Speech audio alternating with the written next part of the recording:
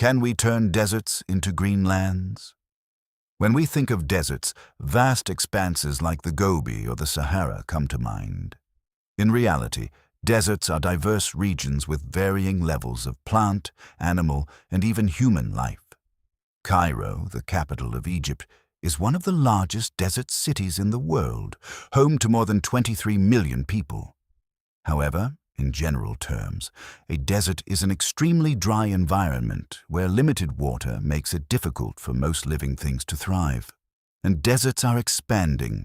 According to the United Nations, around 1 million square kilometers of healthy land degrade every year. As fertile land decreases worldwide, is it possible to produce water in different ways and transform deserts into places where plants can grow? 1. Changing the weather. Professor Yan Li from Peking University explains that desertification occurs when natural landscapes like grasslands or shrublands gradually become drier and turn into deserts. Overgrazing, for example, removes vegetation and leaves behind bare soil or sand. When this happens, the land's albedo increases because bare sand reflects more sunlight. Instead of absorbing heat, the surface reflects it, which prevents the air above from warming. This leads to less evaporation, fewer clouds, and even drier conditions. Li explored whether reversing this effect could increase rainfall. His idea involves using solar panels, which are dark and absorb heat. This could warm the air, increase upward moisture movement, and help form clouds. Wind turbines could also contribute by increasing surface roughness, creating turbulence, and enhancing energy transfer into the atmosphere, factors that support cloud formation. His team modeled a scenario where 20% of the Sahara Desert is covered with solar panels and wind turbines. The results suggested that average rainfall could double. However, this remains theoretical. The required infrastructure would cover around 2 million square kilometers, roughly the size of Mexico or Indonesia. Moreover, this method would likely only work in deserts near oceans, where moist air can be drawn inland. 2. Harvesting clouds.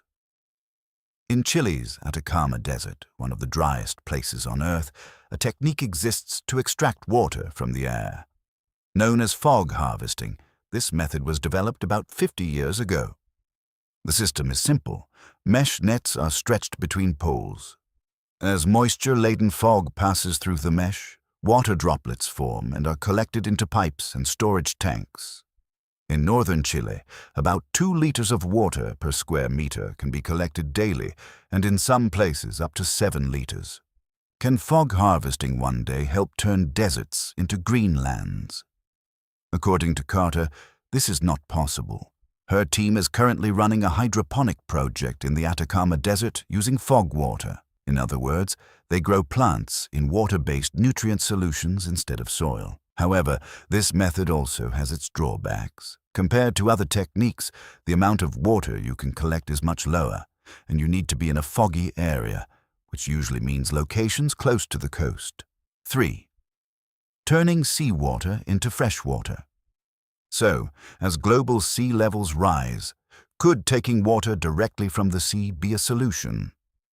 Although desalination is an incredibly powerful method, in its current form it is very energy-intensive and usually relies on fossil fuels. Professor Christopher Sansom from the University of Derby in the UK is developing smaller, solar-powered desalination units.